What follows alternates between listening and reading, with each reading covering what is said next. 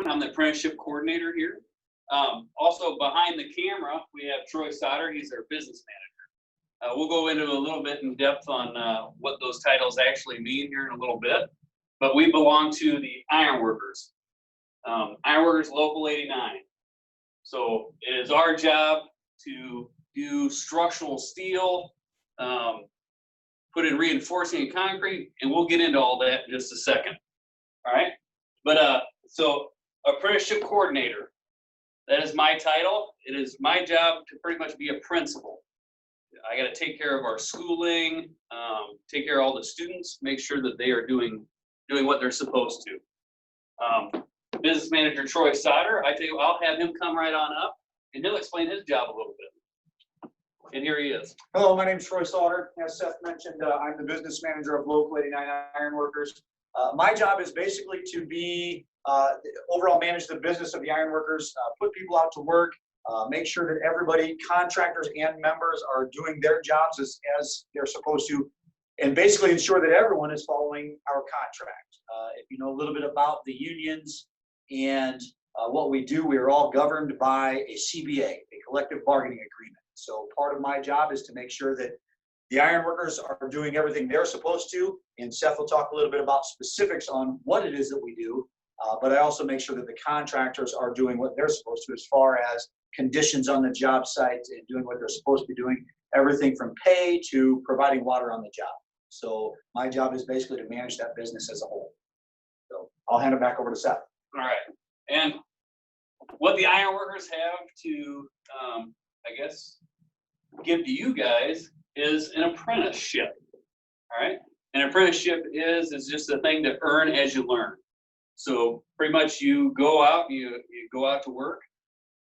In our program, it's about every 5 to 7 weeks during a normal school year. You come in for training, do all your training, and then you go back out to the contractor you're working for. Like I said earlier, apprenticeship. So ours is a 3-year apprenticeship. So 7 weeks out of that, 7 weeks a year, that ends up being 21 weeks over total. Now, what does that look like? Just like you are now, you go into school. The only difference is we do a lot of hands-on training. So what you can't see here is on the other side of this wall over here is our training center. And it's not typically your type of classroom that you're used to. So everybody knows that, let's see, we'll do something really easy, that 3 + 3 = 6. You can do that all day long on a piece of paper, and you're not going to get much out of it. But when we got to add a piece of steel that's 3 foot, and then we got to add another chunk onto it that's 3 foot, that equals 6 foot. So we do a lot of applied math, just some other stuff that we'll get into later on. So there's 2 ways to get into our apprenticeship. Both of them, it has to do with coming in here and filling out an application. One is the probationary, which Troy talked about a little bit earlier, and the other one is the apprenticeship. Probationary just means you're going to come in and see if you like it and see if you can handle it. All right. After that, they'll probably move you into the apprenticeship, and then after that, it's 3 years. All right. I'm going to take this down real quick. All right, what we're going to get out of this apprenticeship for wage. All right, starting wage is $18.13 per hour. That's what you're going to see on the check.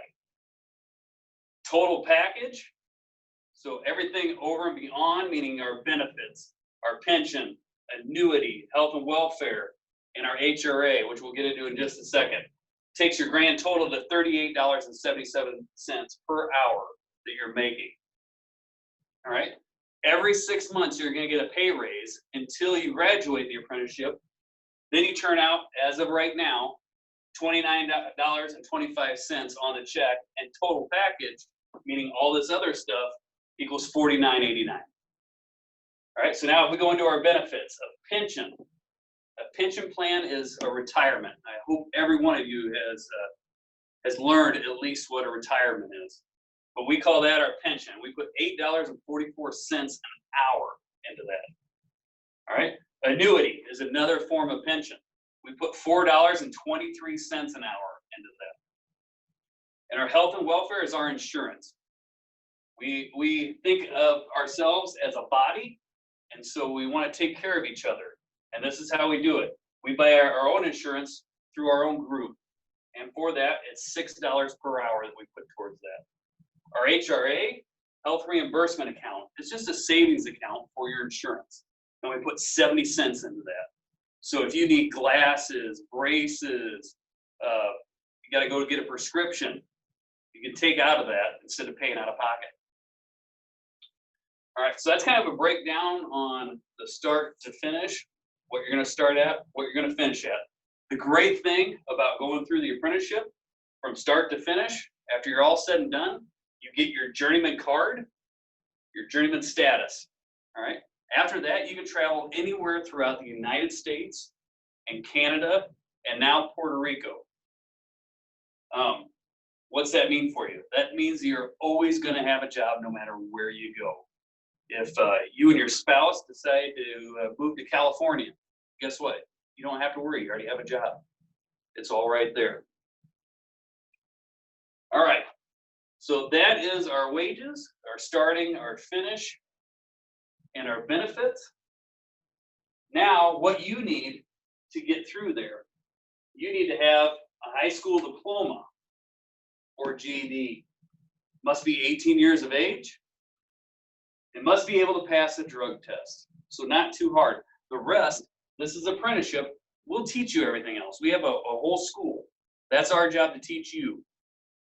All right, so you can come in here with absolutely no experience, and at the end of the 3 years, you'll become an ironworker. All right, so one of the things that we do, we get into welding, structural class, which we'll go into more depth on the other stuff that we do, reinforcing, post-tensioning, window wall systems, all sorts of different things. So you're not pigeonholed into that one thing. All right, and then give me 1 second here.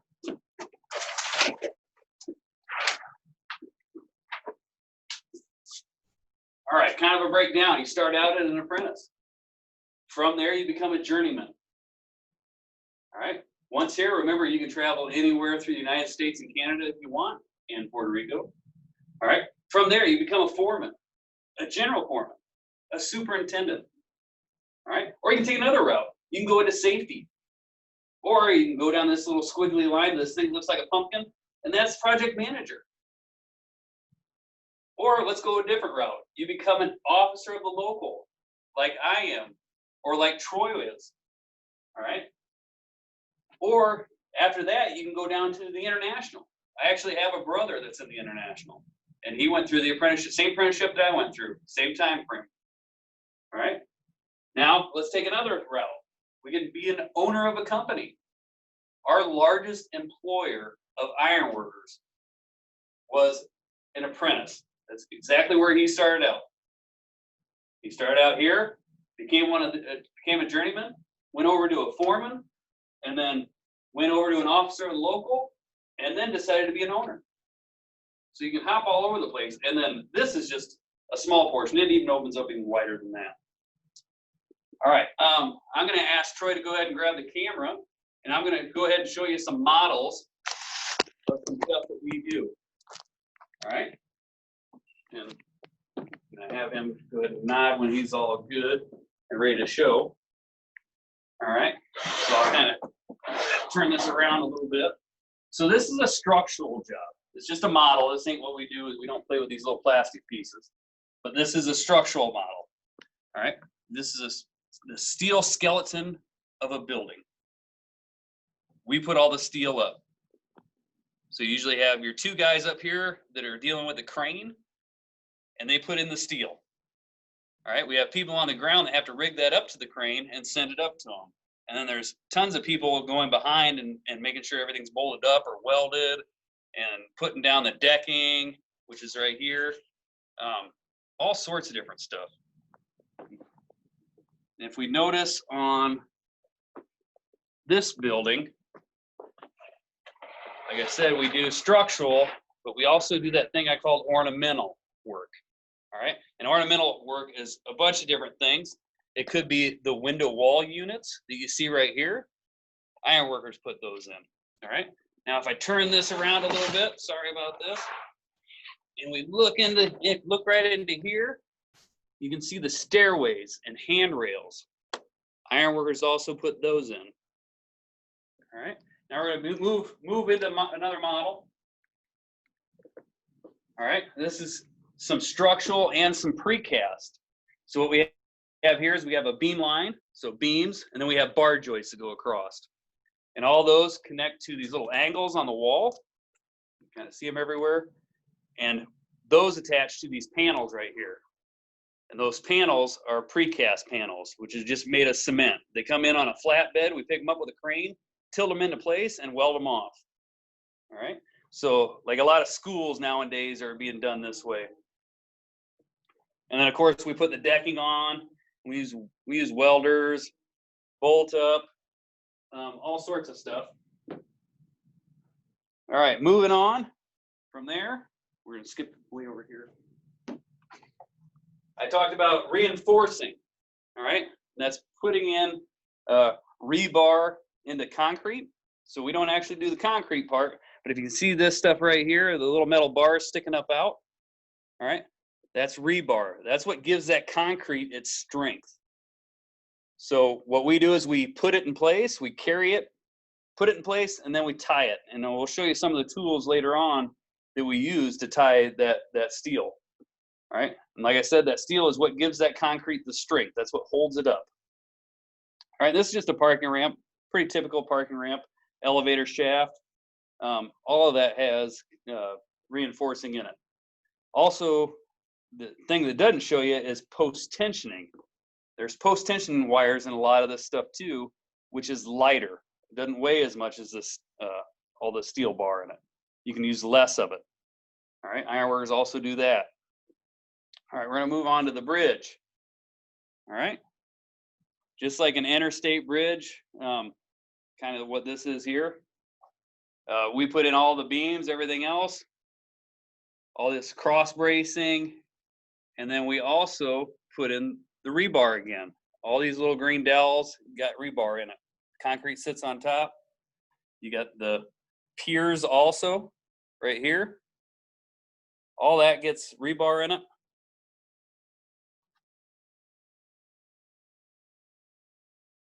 All right, now on to the tools. There's a couple things that I guess we better go. I'll get back into that in just a second. But some of our tools that we use. All right, this is what we use to tie the rebar. This is what we call a reinforcing belt. What we have here is our reel. We have clines, which this is what we tie it with. And then if we ever make an accident, which we don't, we use these. These are called dikes. All right, if we're building a wall, this is what we use. They have a newer model. This is a super old one, but that's how we stay attached to the wall, called the wall hook. All right. Other than that, these are pretty common tools that you see right around here that we use. 10 snips. Another part of the thing I didn't tell you was metal buildings. We also do metal buildings. Right here we have a beamer. This is what we would use to tie off to the steel. All right, I'm going to have Troy explain the rest of this stuff, and I'll be right back. So the rest of the stuff here, there's some fairly common tools here. This, what you see here is a rod pouch with some rod and a chipping hammer in it. So when you're doing the welding, you'd carry a pouch like this with you for your rod, chipping hammer used to get off your slag. These three next tools here are used on a structural job called a spud wrench that you would use to make a hole in, and then use the wrench itself to tighten up your bolts. And then sometimes you might have a bolt like this. Most of our bolts are more like this size. So Seth now is going to demonstrate what the beamer that he was using might look like on a job site. If you were to clamp that beamer onto the top flange of a beam, if you envision there being a beam right there, then his lanyard is attached to that, and it can slide along the top of a beam, so you can still move while still continuing to be safe at all times. You'll see that that lanyard then is attached to the back of his harness with the D-ring on the back. That ensures that he's safe at all times. There is a softener in here that he's showing right there. That softener is what, if in the event that a person was to fall, that would soften their fall to make sure that they are land safely in the event of a fall. You'll see here too, he's got his spud wrenches attached onto the harness itself, onto the belt. On the other side, he's got his sleever bar. And this harness takes all the weight off of your hips, puts it on your shoulders, because you've got your bags, which ordinarily would be full of bolts and other tools that you might need. This makes sure that you can safely carry all of that equipment. And in many cases, you'll be wearing that harness for 8 hours a day, all day, while you're working on a structural project. So again, you're not going to be carrying a bolt like this that is going to weigh upwards of 30 pounds for one bolt. Normally, you're going to have bolts like this filling in that bag. All right, so roughly with all that weight on that belt and everything, with a structural belt, the belt itself with all your tools weighs about 50 pounds. Now you add the weight of those 2 bolt bags with all the bolts. Now you're talking roughly 100 pounds is what you have between your shoulders and your hips. All right. So I'm not going to lie to you guys and say this is an easy job, because it's not. It's very demanding on your body. All right. Another thing that I didn't talk about is ironwork. It's in the top 10 for the most dangerous jobs. All right. So one thing is safety. That's why we have to tie off all the time. Anything 6 feet and above, we're tying off. It's not the easiest thing to do. We're climbing all the time. It's very physical. There's a couple more things I wanted to show you. Sorry, I had to come around the wrong way. Earlier in one of the models, I was talking about a window wall system. All right, this is a window wall system right here. A very small portion of it. Usually these are big windows, that type of thing. But what will happen is this will come on the job, and we'll have several of them, and we'll place them side by side and on top of each other, and we'll put them onto clips and everything. All right. After that, this gets a nice little beauty cap on top of it, so it looks really nice. So a couple of other things that I haven't really discussed was windmills are a big thing that we put in. In Waterloo, we're supposed to be getting a roller coaster, which is pretty exciting. We don't really have that around here. Now, I'm supposed to talk a little bit about technology. There's so many things in construction that there's technology just crazy anymore. And the biggest thing that I've ever seen is prints. These prints you see laid out here, this is all for one job. And this is just for the ironworking portion of it. All right. That is a lot of room to take up. All right. And you guys, pretty much everybody anymore has their own iPad in school. All right. So no different. These, all these prints now fit into here so easy and simple. So what you see now is ironworkers actually carrying around iPads or some type of tablet, and they're getting all their prints on this. All right.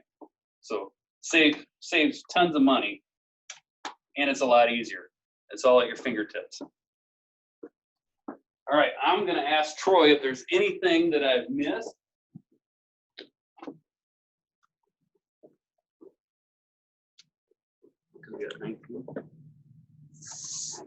So just really quickly. So tell us, Seth, what are some of the more important personality traits that will help you be a successful ironworker? Personality traits. You need to be very good at talking to people. Math never hurts. Math is kind of a big deal. But talking to people, because you got this big job sites and you have to explain yourself where you're going to be. You're going to need this space at this time, and you have to talk to everybody about that. All right, Troy, what's another one? So you talked a little bit about the skills needed for the job. What other kind of skills would you need for this particular job? to be an ironworker? To be an ironworker, athletic. Athletic is pretty important. Once again, like I said, math is huge. Other skills in that, just able and willing to work hard. So before we wrap up real quick here, Seth, tell us what's the most exciting part of being an ironworker? Most exciting part that I love this is the last thing right here, is I get to see a finished product of what I did. All right. So I can go down and through Cedar Rapids, Iowa City, Dubuque, I can tell you everything that I've worked on, every single thing, and tell you which part I actually did in that project. And to this day, I have not forgotten any job that I've ever done. And I could take you there today and show you. To me, that's just cool. That, and I get to work outside. Not all the time. Sometimes you got to work inside. But me in school, personally, I was the kid looking outside the windows, thinking I wish I was outside. Well, now I get to do that. Anything else? I think we're good. All right. Well, thank you guys very much. Appreciate it.